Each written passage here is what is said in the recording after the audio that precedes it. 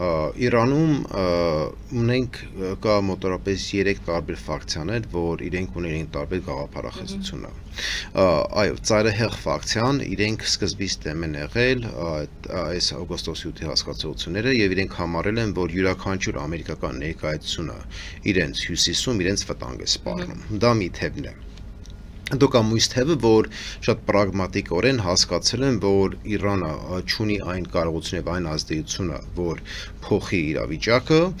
իրենք շատ առողջովի հասկանում են, որ իսկապես կլիներ 20 թվին, կլիներ 21 թվին, կլիներ 22 թվի ջերմիկի հարձակումներին, կլիներ էթնիկ զտումը, որ ունեցան 23 թվին, իրանք հասկացան, որ իրենք դերակատար չեն եւ Իրանը երբեք չի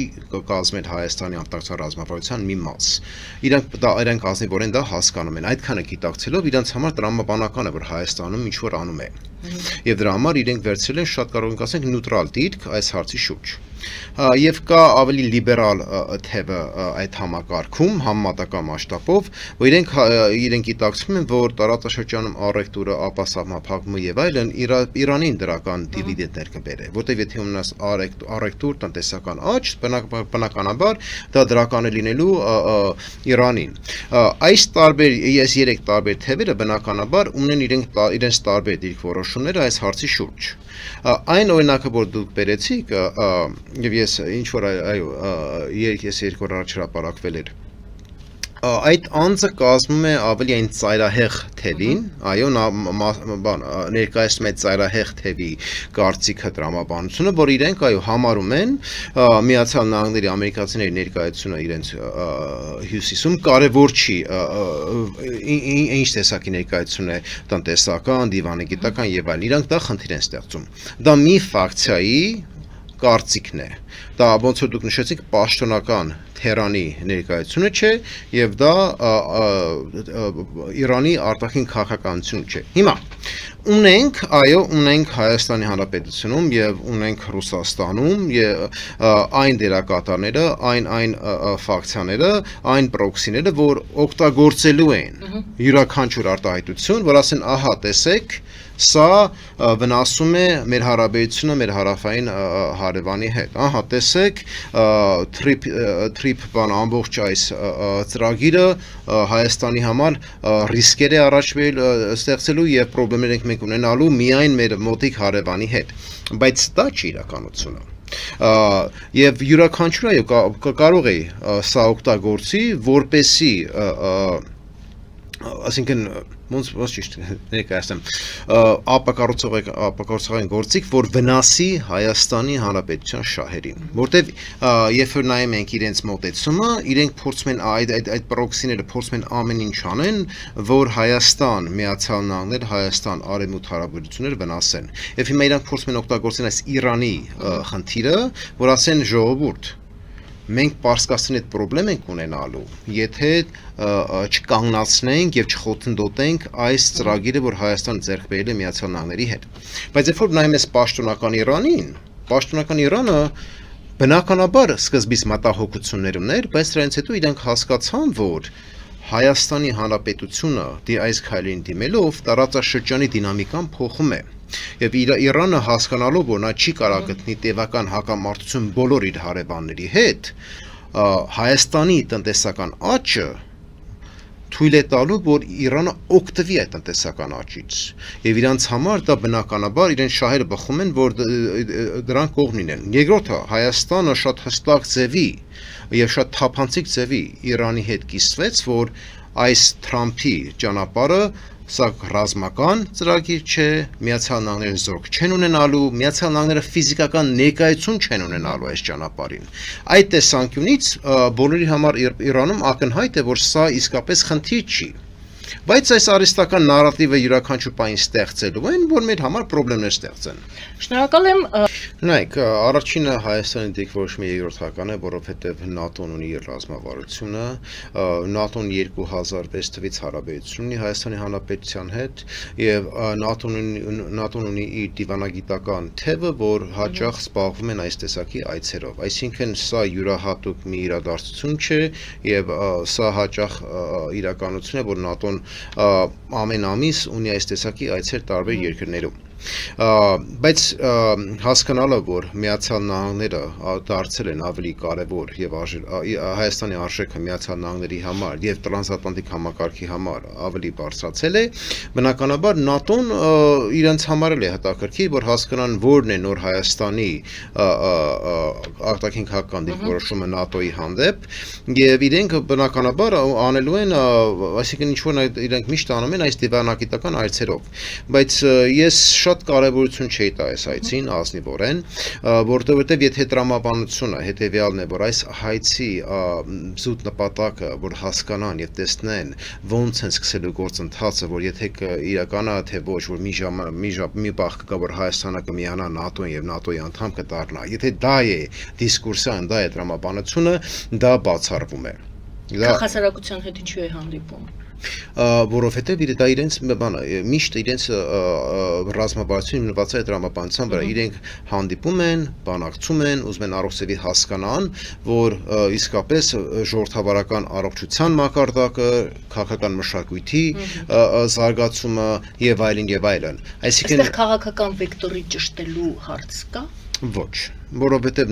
ՆԱՏՕ-ի համար շատ ակնհայտ է, որ Հայաստանի դիրքորոշումը որն է, ՆԱՏՕ-ի համար շատ ակնհայտ է, որ Հայաստանը գնում է դեպի արևմուտք եւ այս այցի նպատակը, որ ՆԱՏՕ-ն ամրացնի իր դիվանագիտական կապերը Հայաստանի Հանրապետության հետ։ Նայեք, երբ որ մենք ասում ենք ՆԱՏՕ, պետք է ազնիվ լինենք, մենք խոսում ենք Միացյալ Նահանգներ, որտեղ առանց Միացյալ Նահանգների ՆԱՏՕ գոյություն չունի, չի կարող գոյություն ունենա։ Այո, դրա համար երբ որ Միացյալ Նահանգների եւ Հայաստանի հարաբերությունը գնալով ամրանում է եւ խորանում է, բնականաբար ՆԱՏՕ-ն էլ շահագրգռված է լինելու, որ մասնակցի այդ գործընթացին։ Այո, բայց եթե յուրաքանչյուրը ասելու է, որ տեսեք քաղաքացիության հետ ՆԱՏՕ-ի ներկայացուցիչը հանդիպել է դրա համար, ներկայիս ռազմավարությունը մշակում, որ Հայաստանը մի օր ՆԱՏՕ-ի անդամ կդառնա, դա բացառվում է։ ՆԱՏՕ-ն թույլ դա չի տա, որտեղ իրենց շահերը բխում են, որ իրենք պահպանեն ներկայիս ինչ որ ունեն եւ ՆԱՏՕ-ի աճման ծրագիր ներկայիս եւ երևի կարող եմ ասեմ 10-15 տարի այդ տեսակի ծրագիր չկա։ Եվրոպական միությունը ՆԱՏՕ-ի անդամ չի։ Այո, Եվրոպական երկիրներ են ՆԱՏՕ-ի անդամ։ Եվրոպական միությունը որպեսի ինստիտուցիա ներկա վարչակազմը Միացյալ Նահանգներում խնդիրներ ունի Եվրոպական միության հետ որպեսի ինստիտուցիա, բայց դա ՆԱՏՕ-ի հետ կապ չունի, որտեղ Եվրոպական միությունը ՆԱՏՕ-ի անդամ չի։ Մեծ Բրիտանիան է ՆԱՏՕ-ի անդամ, Ֆրանսիան, Իսպանիան, Իտալիան եւ Միացյալ Նահանգները այդ երկրների հետ խնդիր չունեն։ Միացյալ Նահանգները խնդիր ունեն, ներկա վարչակազմը խնդիր ունի, որտեղ իրենց արտաքին գաղափարախոսությունը դեմ է այս տեսակի մեծ ինստիտուցիաներին։ Իրենք սիրում են երկրների հետ համագործակցեն, ոչ թե լայն եւ մեծ ինստիտուցիաների։ Այդ տեսանկյունից այն խնդիրը, որ Միացյալ Նահանգները ներկայիս ունի Եվրոպական միության հետ, եւ այդ խնդիրը միայն տնտեսական է եւ առևտուրի հետ է կապված, դա ամբողջովին անջատված է ՆԱՏՕ-ից։ Փորձել կապել այդ հակամարտությունը ՆԱՏՕ-ի հետ, դա ոնց ասեմ, դա ցույց է տալի, որ X անձը, որ այդ թեմայի մասին խոսում է, խնախորը հասկացողություն չունի այդ թեմայից։ Հիմա Միացյալ Նահանգները երբեք ՆԱՏՕ-ից չի կարող դուրս գալ, որովհետև եթե յուրաքանչյուր նախագահ ուզենա ՆԱՏՕ-ից դուրս ելնել, պետք է Միացյալ Նահանգների Սենատը քվեարկի։ Եվ Միացյալ Նահանգների Սենատը երբեք չի քվեարկելու, որ ՆԱՏՕ-ից դուրս գա։ Այսինքն այդ քանակի ձայն յուրաքանչյուր նախագահ չի կարողանալու ապահովի Միացյալ Նահանգների Սենատում։ Այդ առումով ծայրահեղ պահին յուրաքանչյուր վարչակազմ Միացյալ Նահանգներում փորձելու եւ կարողանալի անի, որը ներկա վարչակազմն է անում, գումար չհատկացնի ՆԱՏՕ-ի ծրագիրներին կամ պահանջի ՆԱՏՕ-ի մյուս անդամները իրենց տնտեսական աջակցությունը ավելի բարձրացնեն, բայց դա չի կոչվում, որ ՆԱՏՕ-ն փլուզվելու է։ Հակառակը, Միացյալ Նահանգները շատ առողջևի հասկանում է, որ իր ամբողջ լայն միջազգային անվտանգության ճարտարապետությունը հենց հիմնված է ՆԱՏՕ-ի վրա։ Միացյալ Նահանգներին շատ կարևոր է Լեհաստանը, Միացյալ Նահանգներին շատ կարևոր է Ճապոնիան, Հարավային Կորեան եւ սրանք ասում են կարևոր ՆԱՏՕ-ի մի մաս։ Այդ տեսանկյունից եթե Միացյալ Նահանգները փորձի ՆԱՏՕ-ից ելնի, իրենց իր ամբողջ միջազգային անվտանգության ճարտարապետությունը կփլուզվի։ Դա բացառվում է։ Այդ տեսանկյունից Միացյալ Նահանգների մոտեցումը հետևյալն է, ասում է կներկայացնում իրենք ասում են, որ հերիք է ծրագրերություն անեք։ Դա է Թրամփի վարչակազմի մոտեցումը։ Իրենք ասում են նայեք, ոնց ասենք փոքր Էստոնիան մինչև իր բյուջեի 5%-ը հատկացնում է ՆԱՏՕ-ին, բայց Իսպանիան միայն 1.5% է հատկացնում, օրինակ։ Ինչու ասենք Շվեդիան պատրաստ է մինչև 5% հատկացնել, բայց չգիտեմ, Իտալիան հատկացնում է 2%, երբ որ իրենց ՆԱՏՕ-ի պայմանագիրը շեշտում է, որ պետք է մինչև 3% յուրաքանչյուր երկիր հատկացնի։ Այսինքն Թրամփի վարչակազմի խնդիրը նա է, որ Միացյալ Նահանգները վերջի 50, 60, 70 տարի կրել են տնտեսական պարտականությունները եւ եվրոպացիք նորից իրենց Թրամփի վարչակազմի տեսանկյունից ծրագիրություն են արել։ Եվ իրենք Թրամփի վարչակազմը փորձում են լուծի այդ խնդիրը, ոչ թե ՆԱՏՕ-ն փլուզի եւ նա դուրս գա այս պաշտպանության ռազմավարական ծրագրից։ Ինչին ենք հիմա գալի։ Ֆինլանդիան ՆԱՏՕ-ի անդամ դարձավ այս Ուկրաինայի պատերազմից հետո, Շվեդիան ՆԱՏՕ-ի անդամ դարձավ, այսինքն ՆԱՏՕ-ն բնականաբար աճեց,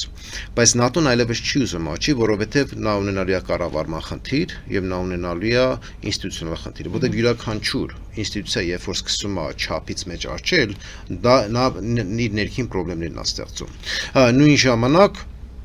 ՆԱՏՕ-ն հասկանում է, որ եթե նա կազմում է Միացյալ Նահանգների արտաքին քաղաքականության մի մաս, եթե սա պահպանվելու է, նա պետք է ձև գտնի, որ Միացյալ Նահանգների պահանջները ապահովի եւ բավարարի։ Եթե չէ, այն ժամանակ այն երկիրները, որ չեն բավարարում Միացյալ Նահանգների պահանջները, իրենք խնդիրներ կունենան։ Այսինքն կազմակերպությանը վտանգ չի սպառնում, բայց անձամբ երկիրները, որը չեն բավարարում Վաշինգտոնի պահանջներին, իրենք կարող է խնդիր ունենան։ Դա ոչ մի կապ չունի Եվրոպական միության հետ։ Նայեք, յուրաքանչյուր եթե ասում է հավաքակցված արևմուտքը այլևս գոյություն չունի, իրենք չեն հասկանում, չեն ասում։ Հակառակն է։ Միացյալ Նահանգները ասում են, որ սա է մեր հայեցակարգը եւ արևմուտքը պետք է սրան նմանվի։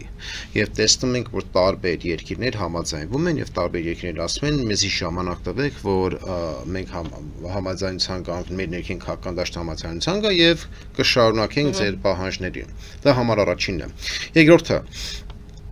Հայաստանի Հանրապետությունը, այո, նպատակ ունի, որ մի օր Եվրոպական միության անդամ դառնա, մի օր։ Բայց ամենակարևորը ոչ թե Եվրոպական միության անդամ դառնալն է, այլ ձեռք բերել այն իրադարձությունները եւ գնալ այն ճանապարհին, որը թույլ է տալու Հայաստանը զարգանա, եւ երբ որ այնքան զարգացած լինի, որ նա իր զարգացումը համապատասխանում է Եվրոպական միության ստանդարտներին, այդ երբ որ հասնի այդ կարգավիճակի, միանա եւ անդամ դառնա Եվրոպական միության։ Բայց եկեք ընդունենք հետեւյալ իրականությունը։ Հայաստանը հասնում է այդ կարգավիճակի, բայց եվրոպացիք ասում են կներեք մենք չենք ուզում լայնանանք եւ չենք ուզում նոր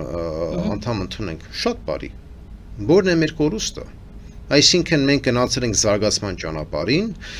դարձել ենք մի երկիր, որի ստանդարտները, կարողությունները, ինստիտուցիոնալ առողջությունը համապատասխանում է եվրոպական ստանդարտներին, եւ չենք ուզում մենք անդամ դառնանք, այնտեղ խնդիր չկա, բայց գոնե այդ գործընթացը 5 տարի թե 10 տարի է,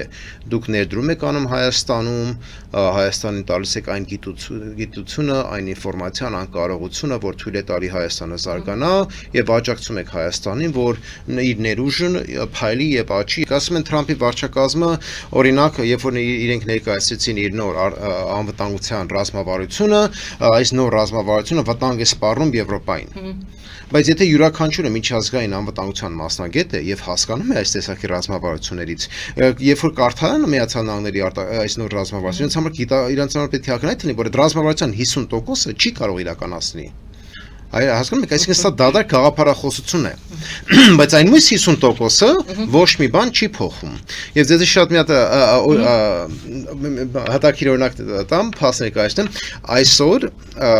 Թրամփը ստորագրեց Միացյալ Նահանգներում այդ անվտանգության բյուջեի մի մասը, որը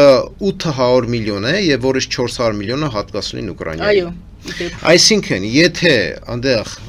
ոնց որ ներկայացնում են հակամարտություն կա, խնդիր կա եւ Միացյալ Նահանգները կոպտացած ձեռը քաշե Ուկրաինայից եւ Եվրոպայի հետ հասկացողության չի գալ եւ այս նոր ռազմավարությունը խնդիրներ է ստեղծելու եւ այլն, ոնց հասկանանք իրականությունը։ Այո, այսինքն ինչին ենք գալի։ Կա քաղաքականություն, այո, Կա ինֆորմացիայի պակաս, իդեպ։ այո, ինֆորմացիայի պակաս, բայց կա այն ինստիտուցիոնալ աշխատանքները, որը իսկապես շարունակվում են, որտեղ յուրաքանչյուր երկիր հասկանում է, որ երբ որ ունես մի հատ առողջ համակարգ, տրանսատլանտիկ համակարգը, որը թույլ է տվել արևմուտքը 60-70 տարի ունենա այն ապահովությունը, այն բարեկեցիկ կյանքը եւ այն հզորությունը, այո, ունենալու ենք ներքին քաղաքական այս դիսկուրսիա, բանավեճ եւ այլն, բայց համակարգին վտանգ չի սպառնում։ Եվ սա մի օրինակ է, որ Միացյալ Նահանգներում այդքան քաղաքական բանավեճից հետո տեսնում ենք, որ կես միլիարդ գումար են հատկացնում Ուկրաինային։